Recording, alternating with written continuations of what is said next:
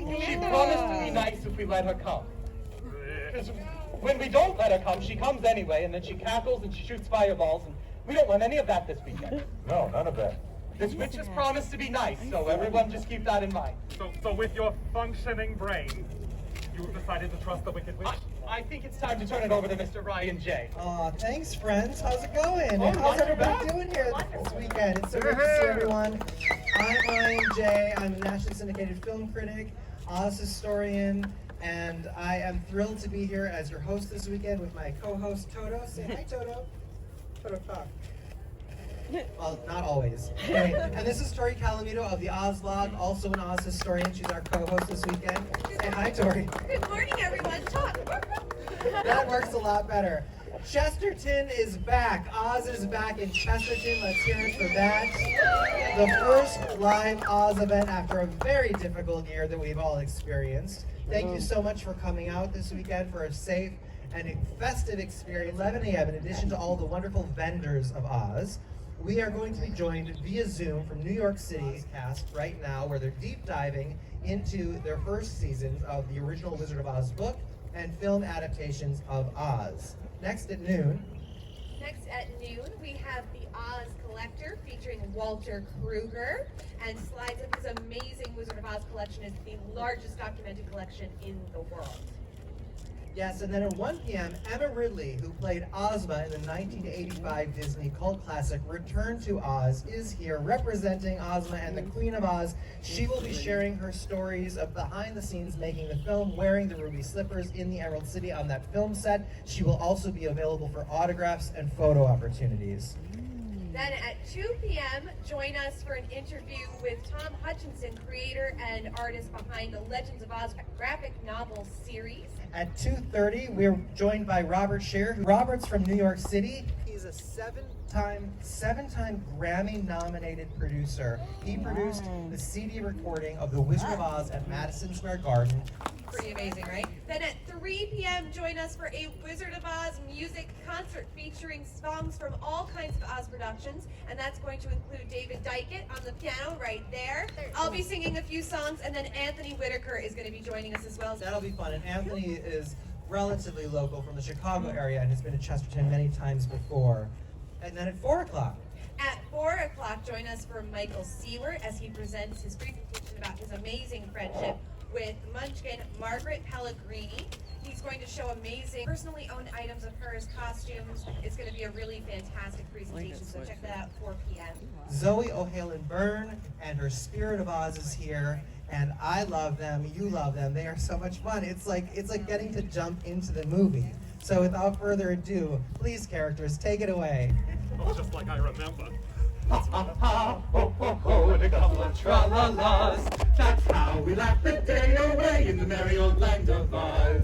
Buzz, buzz, buzz, chirp, chirp, chirp, and a couple of la-di-das. That's how the crickets crick all day in the merry old land of Oz. That's how we laugh the day away in the merry old land, merry old land, merry old, merry old, merry old land of Oz.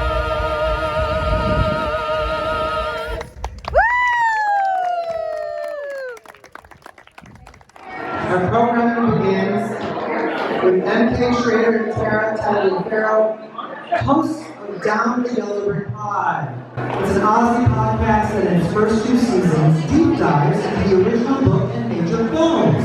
In these unprecedented times, as stay-at-home artists unpacking the original text and iconic musicals of Oz in their first 2 seasons for all to hear, has become their intersection of imagination, preservation, performance, cross-generation, and connection, and a big old rainbow in the gray. Tara and MK, welcome. Thank you so much. A hot round of applause for Tara and MK. Woo! So let's begin. One of the first things I noticed about you guys when we discovered your podcast was you refer to yourselves as royal revisionists. What are you revising? Updating some material, just see what is not So level with us, guys. Who is the bigger Oz fan?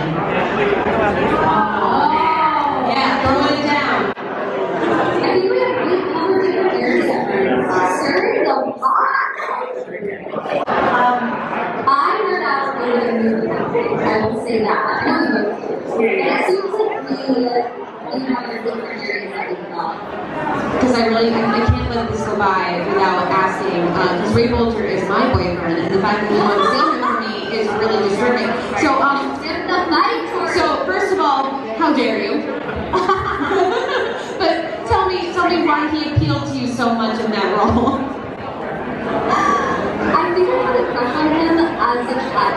I always found him so silly and goofy and charming, and I got to play Dorothy when I was 16 and when I was 8 small. I just love Dorothy and his characters and their friendship, as well as now that I'm learning about Ridley and his friendship in real life, it's just deeply I think recently you started doing something really fun too, which is the audition notices, the must-be's. And I was thinking for you guys, it would be, Down the Yellow Brick podcast hosts must be intelligent, bubbly, likable, extremely great singers, funny, engaging. Like, I think the list could go on. It's so great. I'm really enjoying it. March onto the day and get it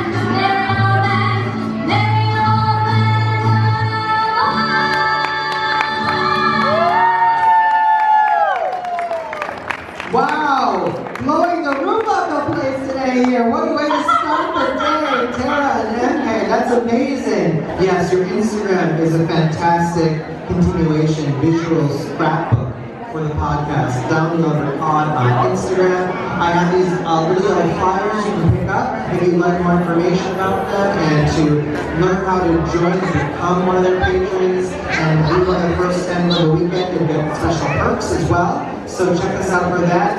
Tara and Kay, thank you so much for joining us here virtually in Chester. And hopefully next year we can come live and in person, do a little concert or something would be wonderful. And we love you, and thank you so much. Thank you so much. Let's give it up for them, guys. For Down the Yellow Brick Pod. Yes, have fun. Emma Ridley is a goddess in her real life, embodying all that Ozma stands for: grace, magic, and love, and friendship. In addition to acting in film and television, Emma is an entrepreneur, business owner, a singer, a dancer, fitness instructor, streaming network CEO, and host, and mother, and children, and fur babies, horses, and ducklings, and more. Oh my! And a wife, and of course Emma leads with love. So I'm so thrilled to have her here to share her experiences with all of you. So let's welcome Emma Ridley. Emma! They wanted to base it more on the L. Frank Baum of Ozma of Oz and the marvelous Land of Oz. So they wanted to get back to the culture of L. Frank Baum more than rectified as the Disney version. Veruza and I were the only kids on the set, and we would run around singing and saying we wanted to be a musical, you know, where's the Ruby Slippers? And we didn't realise how dark it was until after we saw the edit, you know. My cousins who were the same age as me went to see it, and one of them ran out screaming and quite scared. The only direction I got was grab a hold of Dorothy or Veruza's hand and run as fast as you can. And Veruza's like, I'm playing behind you, can you slow down? I'm like, no, I was told to drag you.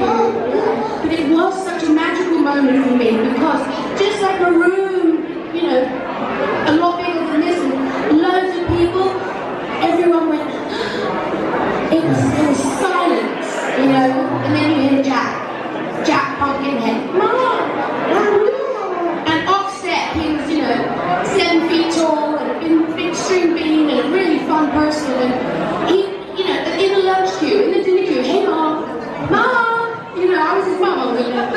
Question, what does it feel like? I mean, how do you intellectualize wearing ruby slippers in the Emerald City on a film set? Well, the minute you put them on, all you want to do is click the hook 3 times. I mean, you know, no matter what movie you're on, no matter what decade, you just want to click the heels 3 times. That was a very fun scene, actually. This was the last time. They did film it in sequence, which is rare. And this was the last time I got to put on the dress, sit with Belina. You know, Belina was the mechanical chicken right here. So that's my I'm Queen of Oz face, which, you know, is very la-di-da. And then there's me, that's the real face. It wasn't my voice. And I was like, what? What do you mean that was your voice? Whose voice was that? I didn't know, and that's why it hurt me to think, what was wrong with my little British accent? And it was actually the voice of the director's daughter, Beatrice, who was a teenager at the time, and they just thought, apparently, the British accent was a little too harsh. When I hear the original, because Ryan found my voice, I actually think I sound like Hermione. Yes, you sound fantastic. From Harry Potter. If they'd have asked me to do an American accent, I would have done it. You know, I rounded it a little at the edges. Do an American accent now. You want a valley girl?